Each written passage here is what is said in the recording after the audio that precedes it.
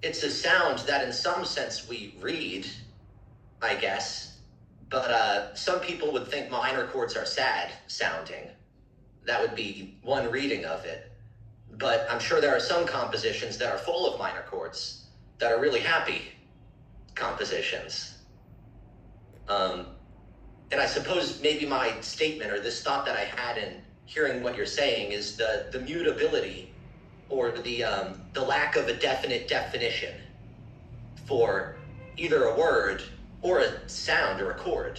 Like a minor chord, it's not necessarily a sad chord.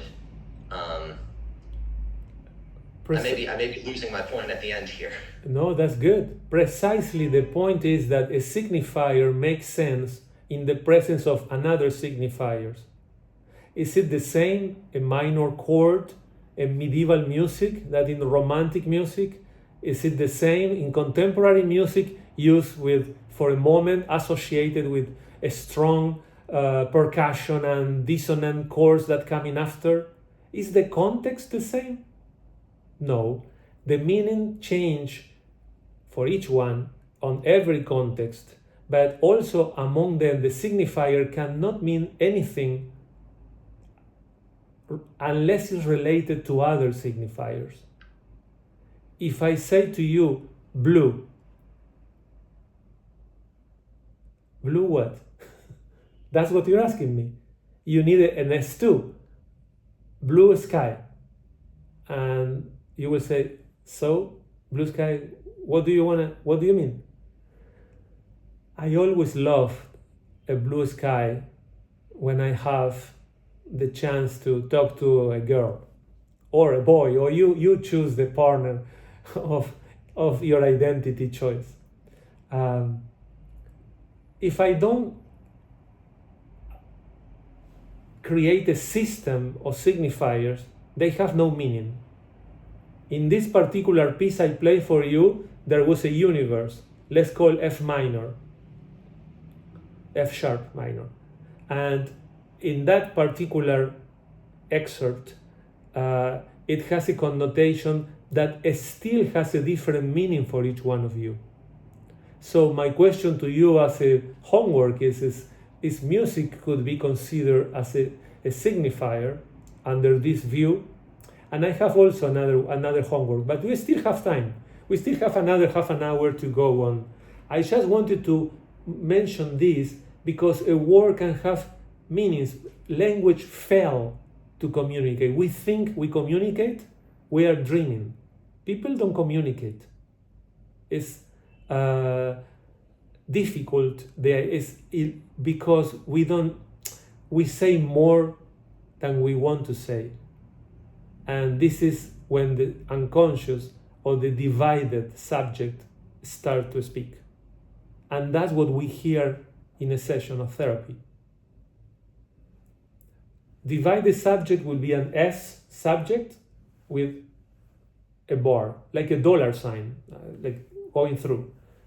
Meaning a subject that doesn't know something about him or her. A subject that speaks and it says more than what he wants to say. Having said that, if you don't mind, Rosalinda, could we see briefly the Lacan's videos? There are two together that I like to discuss with the group here.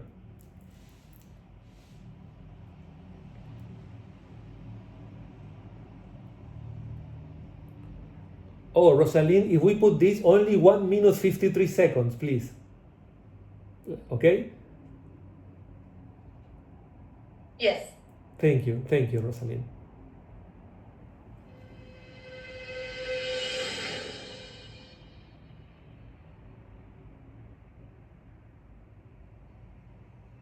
What is I, you, me, identity, persona? When you think of yourself, do you think of yourself as a whole, unified person? I think, therefore, I am. Jacques Lacan, the most important psychoanalyst since Freud, theorized in 1936 that what we think of as our own identity is actually imaginary, a construct behind which the real subject resides. Lacan called the development of this identity the mirror stage. He posited that the first time an infant sees itself in the mirror, literally or figuratively, is the moment that the child develops a sense of the self, the I, or the individual identity. Before this, the child doesn't think of himself as an individual at all, but simply exists as a unified subject, indefinable and whole, at one with everything else around them. In this sense, the authenticity and reality of being a whole subject is lost when the child first understands itself as having an identity. This is what causes the split between what Freud called the id, or the unconscious self, the subject, and the ego, the formation of a self that we think of as an I. In doing this, the I becomes another. The ego becomes something altogether apart from the authentic and whole subject that the child experienced before. This new idea of ourselves is developed through the use of language, but Lacan insists that it means that we are detached. Thank you, Rosalinda. That will be enough. That will be enough just to give an idea of what I was referring before. This is the first alienation that Lacan refers in his work, from 36 to 49, in which he published in several places the mirror stage. Lacan called this an alienation that follows us all our lives. We are thought to believe to have an identity that is being told by the other, by the world that inhabits language even before we are born, and that we are what the other says we are.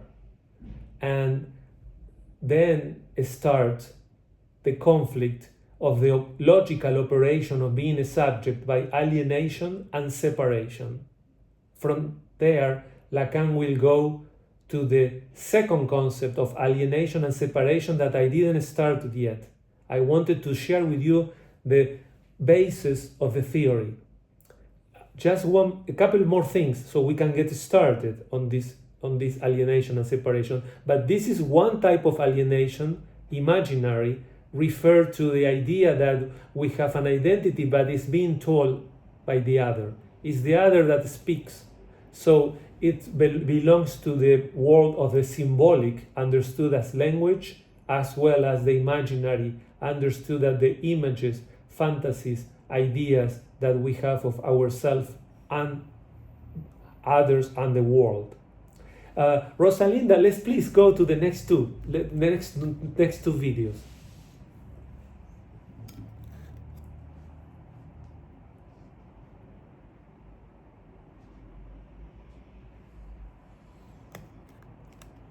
Pourquoi dirais-je autre chose que ce dont il s'agit, justement, dans ce qu'il en est de l'inconscient? À savoir que le langage, ça ne donne jamais, ça ne permet jamais de formuler des choses que possèdent sens. Le sujet supposé savoir. Pourquoi dirais-je autre chose que ce dont autre chose que ce...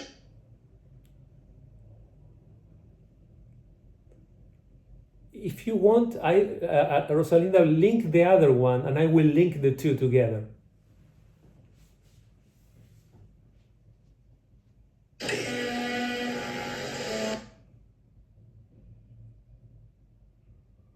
Je dis toujours la vérité. Pas toute. Parce que toute la dire, on n'y arrive pas. La dire toute, c'est impossible matériellement. Ce sont les mots qui manquent. C'est même par cet impossible que la vérité touche au réel. Je dis... That's it. Thank you. So, okay, you heard Lacan right now directly. And On these two small videos, I wanted to share Lacan idea that language fails to allow us to communicate in a precise way because we always have many meanings. Do you know how the patient gets lost in its own discourse? How many times do you experience that as a therapist or ourselves in our own session or supervision? The idea is that we think there is somebody who is the subject supposed to know. This is a sort of incarnation of the other. The big other for Lacan is the language. Let's call that. Let's call it simple, to simplify, language. And the subject supposed to know is what, of course, is what the patient looks for a therapist. It's an illusion. It's what we look when we go to a surgeon. We really want for him to know exactly and to be the best. And when we go to any place in which we attribute something in the other, the question is that the subject supposed to know is an illusion of the child that we keep our lives in sustaining that it could be an other that has no fault. And the difficulties of the neurotic and hysteric, not to mention in psychosis, is that every structure will have a certain type of discourse, and they will conceive the other in a certain way. As far as the second video, the truth can never be told. It's impossible. But now I will answer to the question of it was Matt. Was it you, Matt, or who asked a question? Remember? That might have been me. Yes. Okay.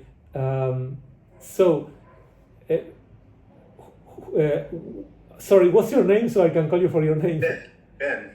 Ben, thank you. So Ben, to address your question, the materiality that Lacan says that everybody else ignore is the materiality of language that already is speaking as a machine before we are born.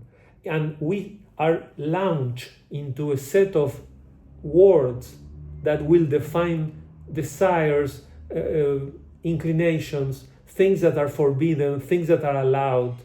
So we have to inhabit that place of language.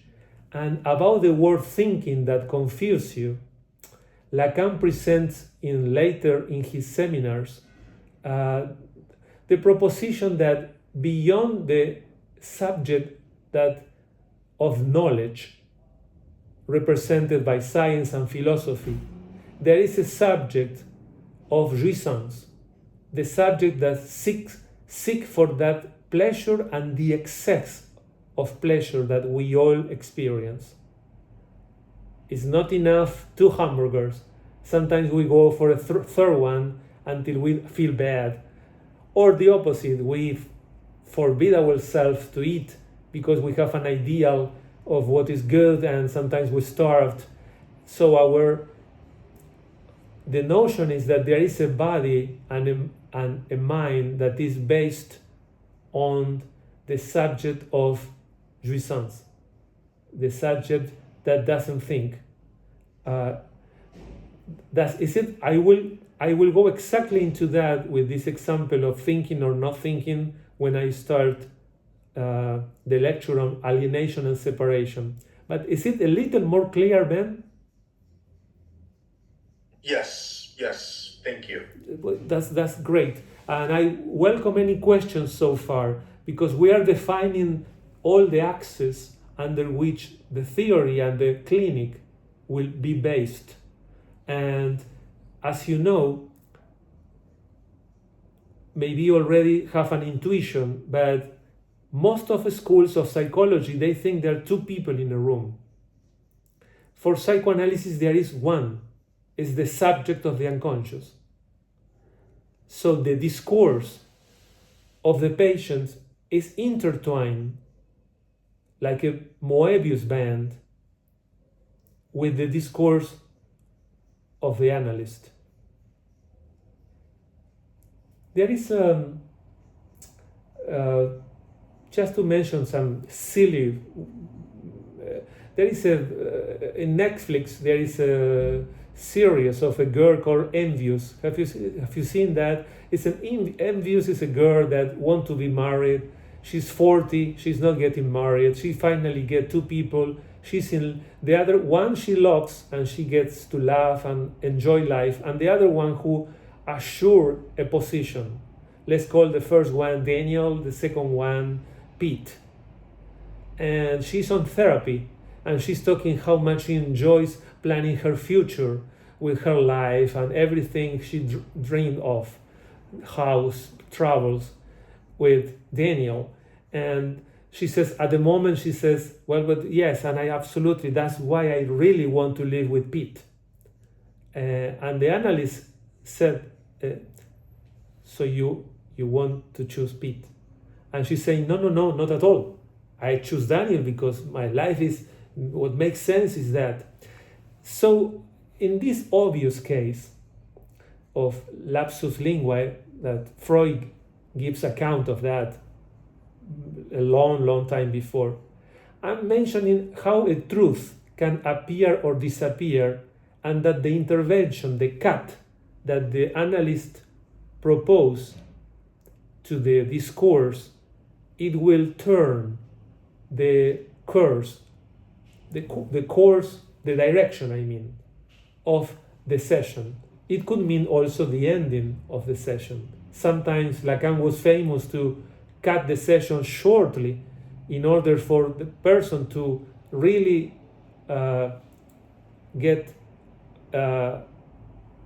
call the attention to what she or he just said and the new meaning that arises. So the conception of time was not linear for Lacan. That's another of the outcomes of the praxis of psychoanalysis in this theory. Most of psychoanalysts will still stick to a more or less regular time. I'm just mentioning this as something that was one of Lacan characteristics.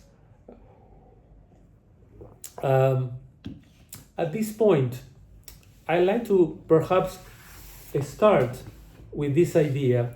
I just would like to be with you on the same page that a signifier is not a sign. A signifier is the way we work is emptying the meaning. And by emptying the meaning, when we say, what do you mean by that?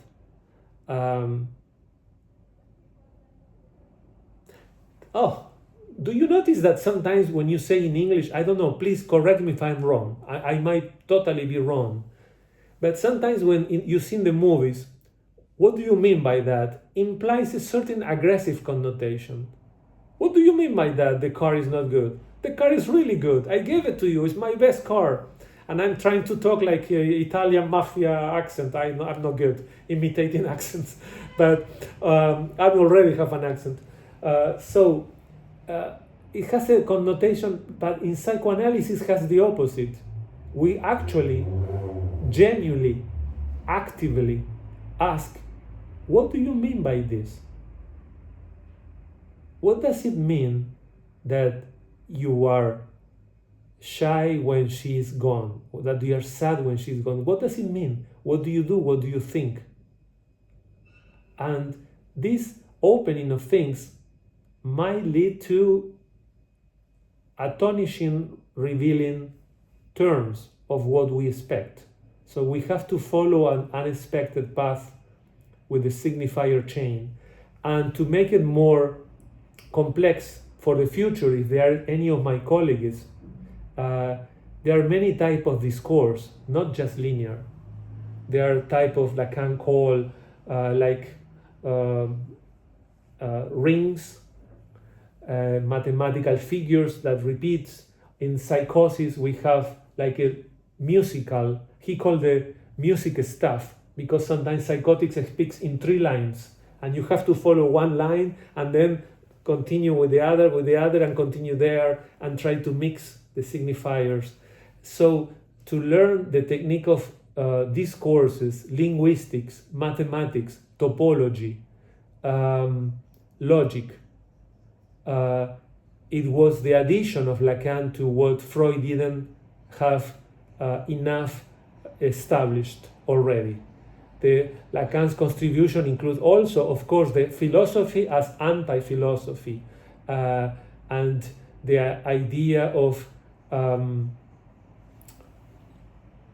a therapist might be well versed in many areas, and his idea for find a formula was just an idea of escaping the imaginary place of everybody having an opinion, and I think you have this or that based on this, rather than the analysis of the discourse based on the axis of the other, who incarnate the subject supposed to know. Why does your father decide everything? Does he know everything? Why teenagers, they say, but this is what I want. I want to eat at 4 in the afternoon because this is who I am. Some colleagues, they confuse separation with the other with the parents, with this type of thing. But in reality, it's no more than a declaration of being too tied to how would you say, too restricted to what has been taught by the other. You can comply or you can go against it, but eating at lunch at 4 p.m. doesn't necessarily mean that you are you. The you that you think you are is an immixtion of you and these other discourses that create your subjectivity. We are like a variety of discourses, and a symptom is part of the discourse. The symptom that comes is part of the discourse. Rosalind, do we have one more video or not? There was one more, or I am confused? Yeah, there's 2 more. 2 more. Let's do with the next one, please.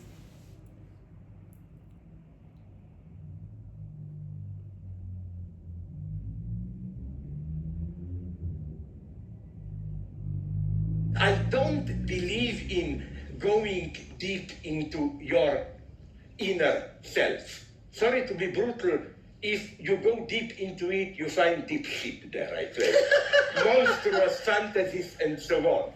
I believe that the only way to overcome yourself is to identify with your mask. My favorite movie here, Rossellini, you should see it, you can get it on YouTube, from 1960, I think, with Vittorio General della Rovere. De Sica plays a poor guy who is caught, it's still occupied Italy, caught by the Nazis, and since he looks exactly like General della Rovere, a big name of resistance, they tell him, we killed della Rovere, but resistance that we have in prison don't know this. So go there, pretend that you are General della Rovere, and people will confide in you, and you will tell us that. You can guess what is the ending.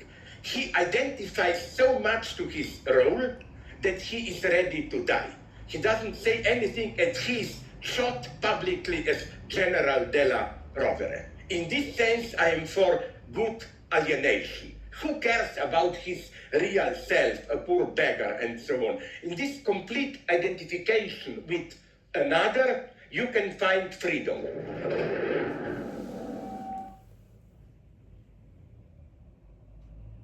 Oh, this is an extreme case of Zizek, psychoanalyst and sociologist from Slovenia, a brilliant guy, but perhaps an extreme of what identification, alienation means.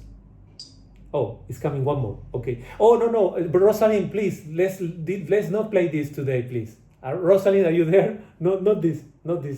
For today is enough because it's already 7, almost 20, and going to start our topic.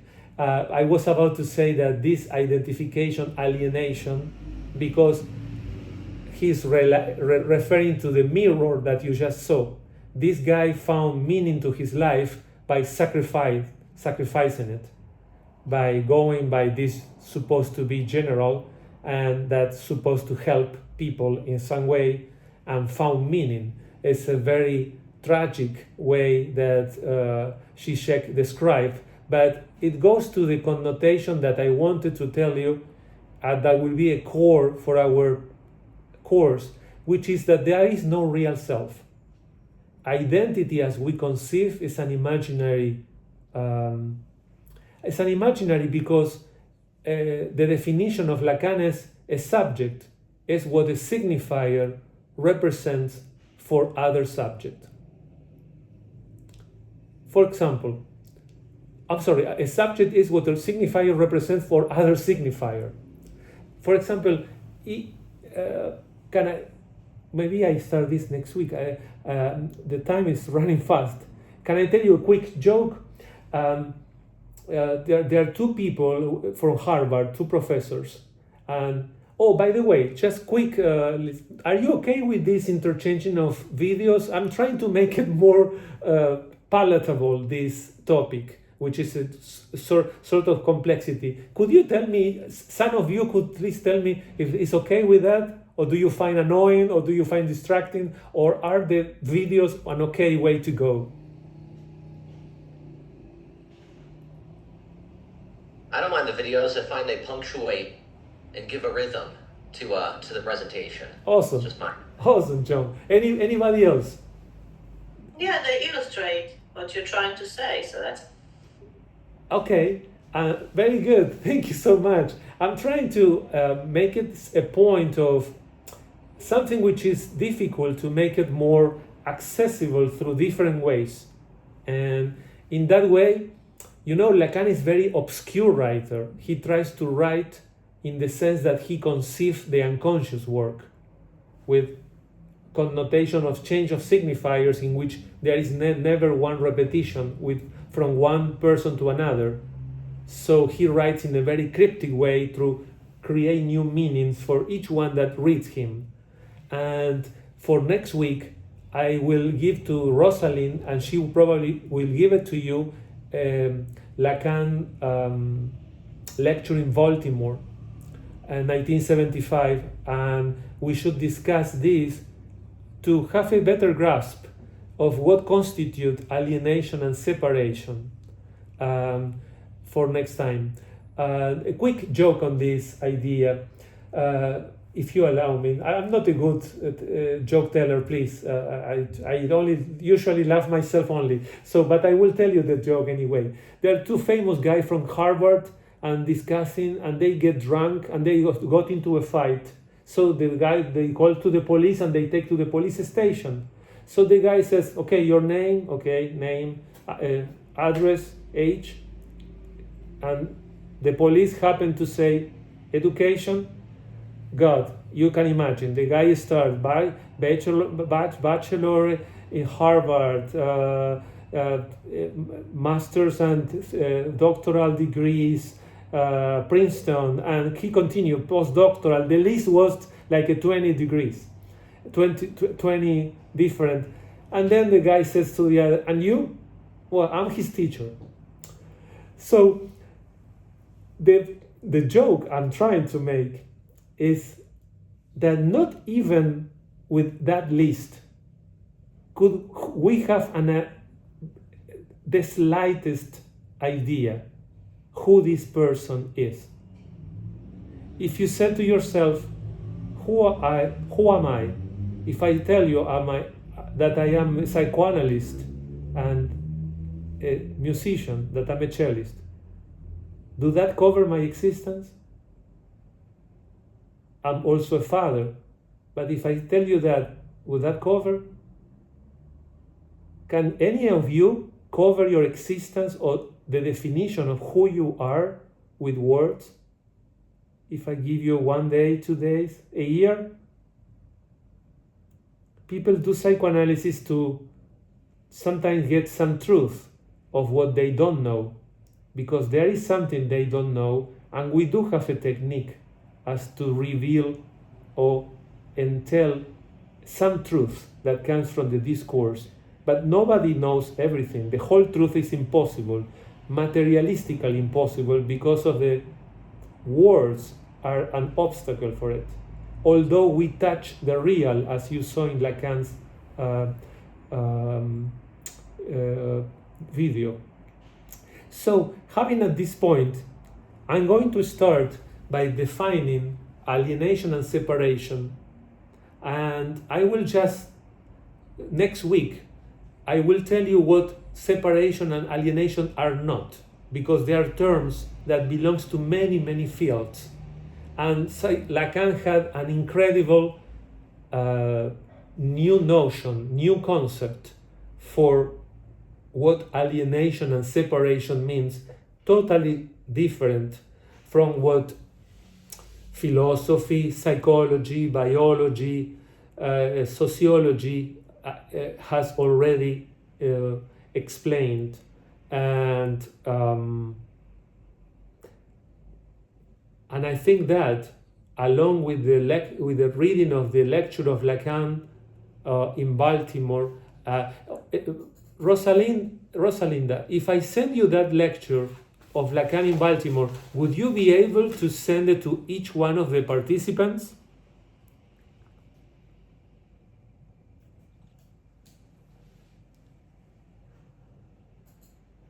Rosalinda, are you there? Okay, but it's yes, I'm here. I'm sorry. No, that's okay. Would you be able, if I send you the lecture from Lacan, like Lacan in Baltimore, to send to each one of them?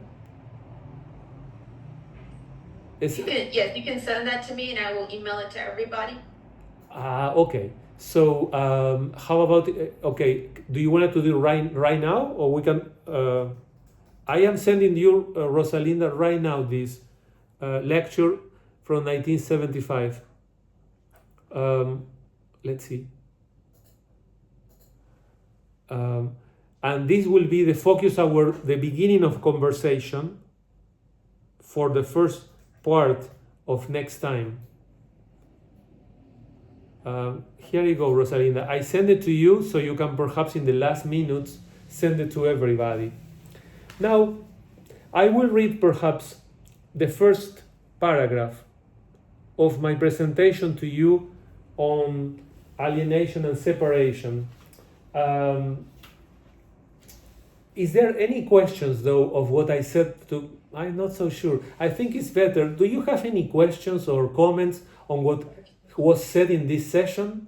Because we established the axis, the conceptual basis of many different areas to define what are we going to do. Somebody has the microphone up. I can listen, but would you like to share some of your impressions in terms of if it was understandable, and if you could agree, disagree, or find already questions, tensions with the school that you probably study, or that you found something of a novelty in what I'm saying? That would be helpful for me to organize next time the topic. Let's talk for a few minutes, if you don't mind, with comment, questions, critics, anything that you might think of. I'm trying to understand the concept of what's going on. I think it'd be helpful to listen to the lecture and see how it differentiates from my studies in psychoanalysis or Jungian work. I think I'm a little confused, but I'm getting it. I'm getting what you're saying more and more as we're going through things. So that's helpful because it's a new concept to me.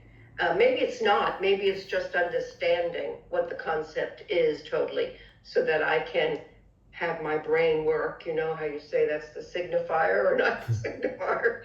But yes, that's where I'm coming from. So Thank you so much. Your name, please, so I get to know you. Rosemary. Rosemary, are you a psychologist? Psychotherapist. You're a psychotherapist, and your orientation is which one? I'm very eclectic. I do a lot of trauma work, and I do put a lot of Jungian work in that with dream concepts and things. But I do bilateral stimulation for trauma. Yes. And so, yeah, that's where I'm coming from. But we're always looking at what is deeper. And he says, we don't want to go too deep. Well, right. So I'm trying to understand the differentiation between what I'm used to hearing and using and what he's saying. I'm interested. I'm very flattered by what you're saying, and you are in psychodynamics.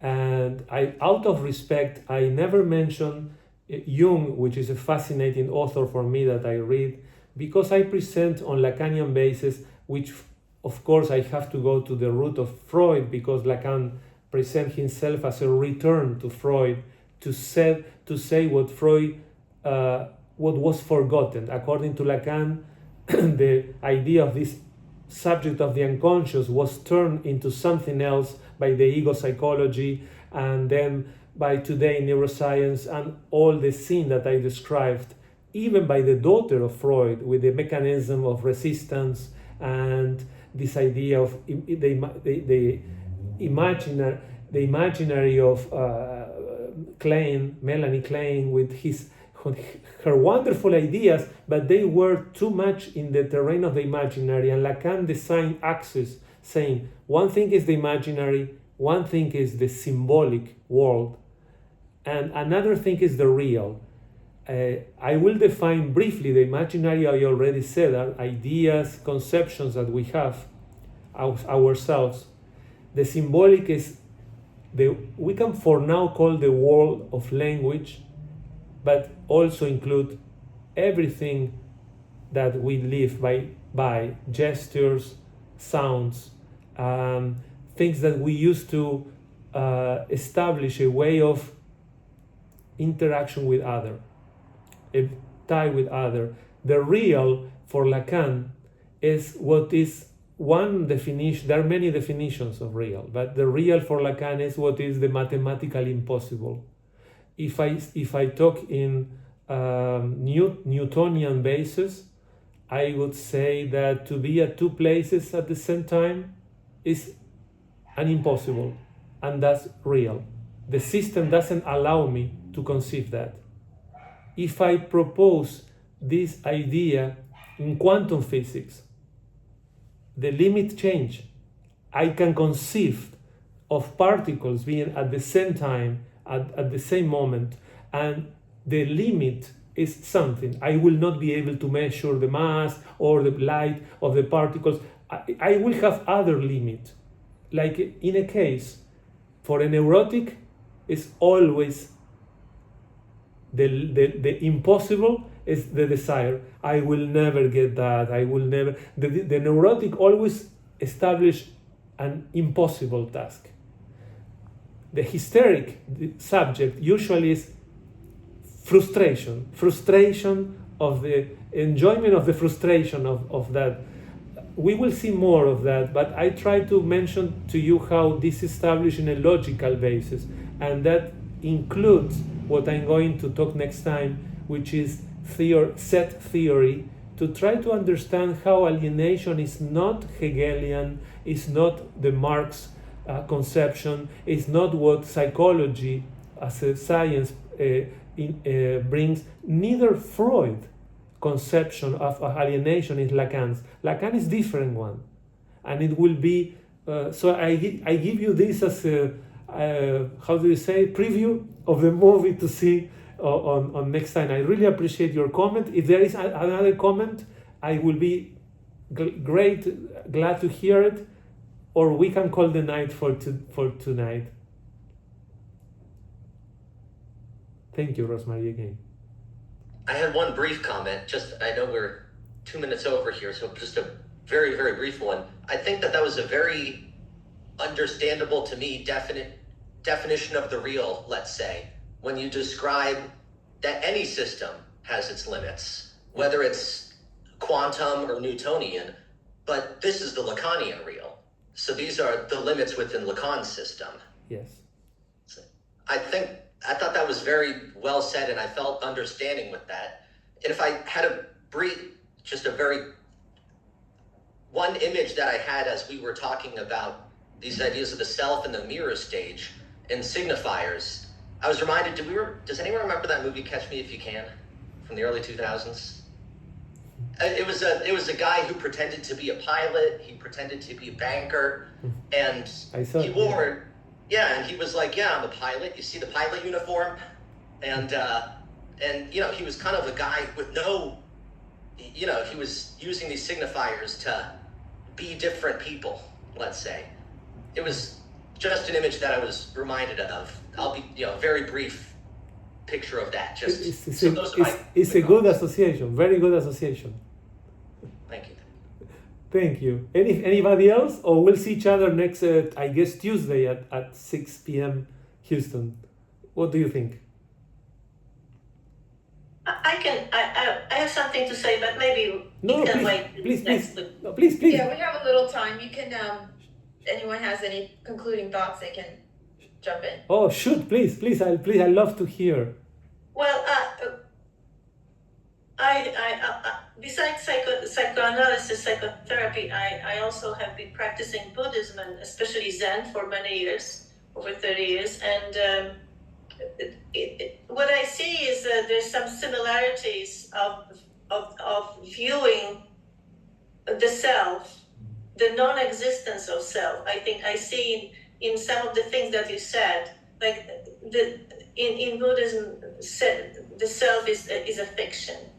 There's a different self that is need to be discovered, and I think by you talking about the language and how it's impossible to communicate and stuff, there are some elements that I see in similarity. What surprised me was that Lacan used the idea of mirror as the beginning of the perception of the self, creating the idea of a self, because what about the Aboriginals who never had mirrors? I think we are experiencing the experiences with other people and memories of those. That's the collection of stuff that we start calling a self, but not necessarily an image in the mirror. I'm having a hard time with that one. Well, imagine this. First of all, to the first part, Lacan was very much aware of the Eastern tradition. He actually, in his last seminars, Lacan did 27 seminars over his lifespan. We are lucky. If he would have lived 90, we have to learn Chinese because he was talking about the Chinese characters. The only difference is that usually Eastern thought is a binary, yin-yang and in general, and Lacanian, and I will leave this open to continue, has this third, which is the realm of language as itself, as the machine, as in the Matrix movie, as something that is actively working. But on the second part, don't think about the mirror, because the mirror stage is just an example. Think about the gaze. Think about the look of the mother in the child when they are born, and in any culture, at any given moment. That makes sense, yeah. And you will see, I'm referring to that, to the child receiving who he is or who she is through the eyes and words of the other. Yeah, absolutely. So with that's okay. It's just the mirror seems a bit simplistic. But as far as the Oriental thought, Eastern thought, and you're talking about duality, did you say, or what did you say was the word? Oh, you used the word yin and yang. Yin, it's not. That's not in Zen. Yin and yang, they don't go into that. Zen is going totally beyond concepts and recognizing that there's a reality that people don't live because they constantly live in concepts. So this is actually a tradition which seems quite in relation. some relationship to what you're talking about. But I'm curious to hear more. So. And I'm curious to hear from you too. This is fascinating. I'm very much interested in Zen. I mean, philosophy, not the dogma, the philosophy that you are describing. And please welcome to suggest any references. Yes. So we'll continue this conversation. Mm-hmm, mm-hmm. Great. Thank you so much. Well, Thank you.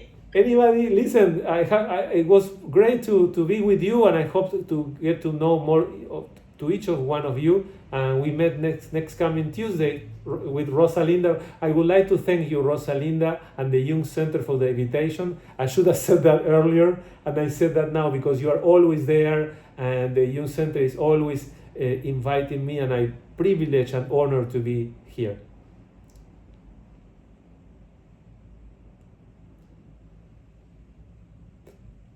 All right. Well, thank you guys. Thank you so much. We look forward to seeing you. You have the handout in your email now, and we'll see you on Tuesday, hopefully. If not, we hope to bring the recordings out to you quickly.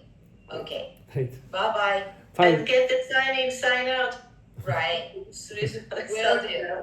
Okay, thanks. Bye, Rosalinda. Thank you for all.